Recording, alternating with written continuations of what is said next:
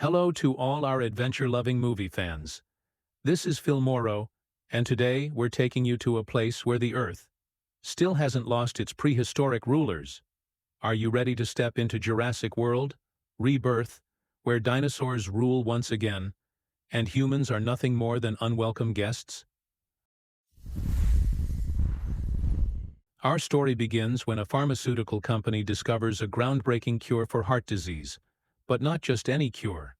This one is made using the DNA of 3 different species of dinosaurs. There's just one problem. Getting access to these prehistoric giants is no easy task. That's where Bent comes in. An elite special forces operative. Brilliant, battle-tested, and always up for an adventure. He's given an irresistible offer.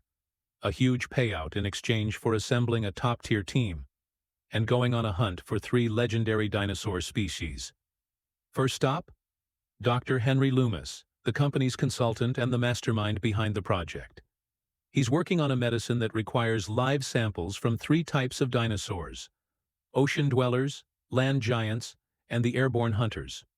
The catch? They all live near the equator, in a zone where Jurassic Park scientists once ran secret experiments. That area was later declared off-limits. No one's allowed to set foot there, which means this mission has to be completely under the radar. Bent handpicks the very best for his team. They gear up, and together, they dive headfirst into danger. Their first target, a colossal dinosaur lurking deep in the ocean. To catch it, Doctor, Loomis has built a strange high-tech weapon. Fire it from 10 meters away. It collects a genetic sample.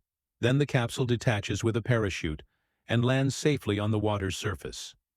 Meanwhile, an unsuspecting family is out on their yacht for a relaxing day at sea.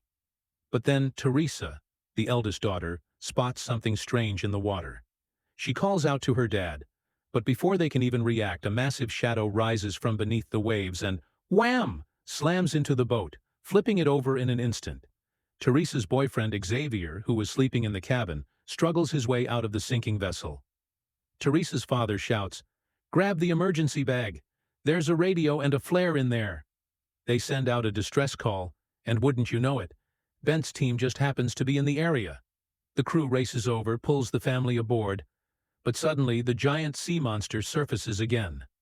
The very same one Bent's team is hunting. They push the boat within 10 meters. Bent takes aim and fire. First genetic sample secured.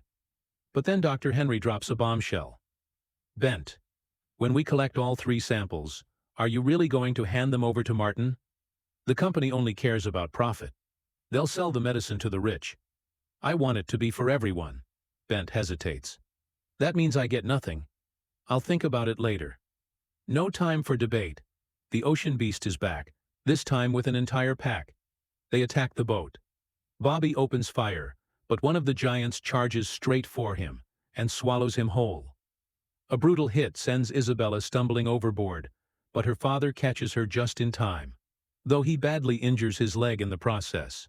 He tells Teresa, "Go to the cabin, call for help." But the family has no idea they've stumbled into a covert mission. Martin, worried the operation will be exposed, rips the radio from Teresa's hands and shoves her, sending her plunging into the sea. Xavier dives in after her. Amid the chaos, Duncan steers the boat toward shallow, rocky waters, where the dinosaurs move slower. The Isabella family jumps overboard first, swimming for shore, with the rest of the team close behind. But these dinosaurs, they're amphibious. They storm the beach and, in a lightning-fast attack, take down another member of Bent's crew.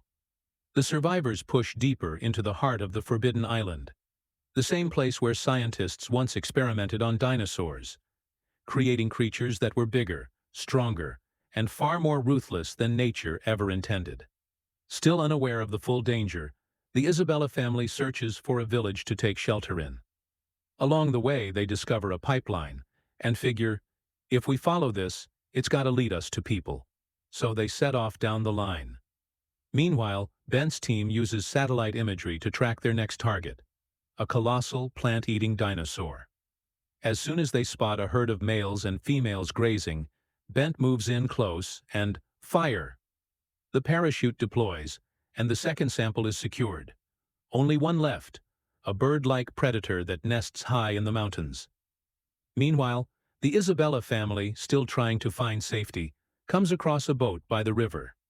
Teresa heads toward her injured father with it, but the hiss of the inflatable raft wakes a giant predator from its slumber. Everyone jumps in and starts paddling for their lives, but the hunter charges after them. A violent impact throws everyone into the water. Isabella hides beneath the overturned raft, but the predator notices her. In a last-second scramble, she reaches her father, and the surrounding cliffs keep the monster from attacking. Back in the highlands, Bent's crew searches between the rocks for the flying dinosaur's nest, and finds dozens of massive eggs. Dr. Loomis works carefully, extracting a sample without harming the clutch. But just as they're heading back, the winged titans arrive. A brutal aerial assault begins. One teammate is torn apart. Loomis drops the sample and is hurled from the cliff into the water below. Luckily, the parachute deploys. The sample floats down beside him, and now all 3 specimens are complete. It's time to get out. But fate has other plans. Both groups cross paths right in the heart of Jurassic Park. Teresa finally blurts out the truth. "Martin tried to kill me." Martin denies it, but in panic, pulls a gun and handcuffs the case of samples to his wrist. And then, the dinosaurs return. In a desperate move, everyone scatters to draw them away. The Isabella family takes shelter in an abandoned store and slams the doors shut, but the hunters smash through the roof and drop inside. They sprint toward a maintenance hatch, dive through, and find themselves in a pitch-black, unknown tunnel. Martin and Bent hide under a wrecked vehicle, while Dr. Loomis and Duncan make their way toward an abandoned lab. Inside, on a dusty old map, they spot something: a hidden underground tunnel leading straight to the coast, and a dock. Meanwhile, Martin finds a set of car keys, but instead of helping, he jumps in alone and speeds off. The roar of the engine and blaring alarms echo through the island, and that means the dinosaurs have been invited to the party. Dr. Loomis and Duncan spot a rescue chopper approaching. "I'll go for the kids," Duncan says. "You make sure that helicopter sees you." Loomis fires a flare into the night sky. The helicopter locks onto his position. But before rescue can come, a massive dinosaur slams into it like a wrecking ball. The explosion lights up the jungle in a blinding flash. From deep in the tunnel, Isabella's father calls out. Duncan and Loomis rush in and find the end of the tunnel opening onto a dock with a boat. They're one shot off the island. Bent, now alone, finds the same tunnel and meets up with them, but right behind, a predator forces its way in.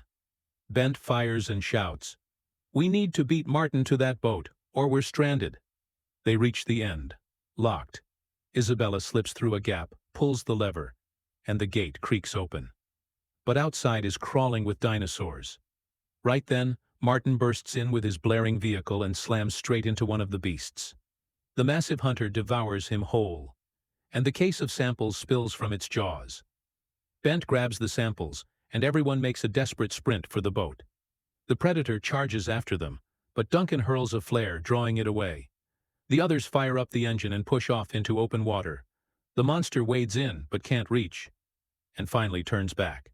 A moment later, a flare shoots into the sky. Bent smiles. "Duncan's alive." They swing around and pull him aboard. On the way home, Bent turns to Loomis. "We make this cure available to everyone. Money doesn't matter anymore." And that, my friends, was our wild ride into Jurassic World. Rebirth. If you loved this dino-filled adventure of mystery, money, and betrayal, smash that like button so the Filmoro energy keeps roaring. Subscribe so you never miss the next story, and click one of those end screen videos right now. I promise the next adventure will be even more insane.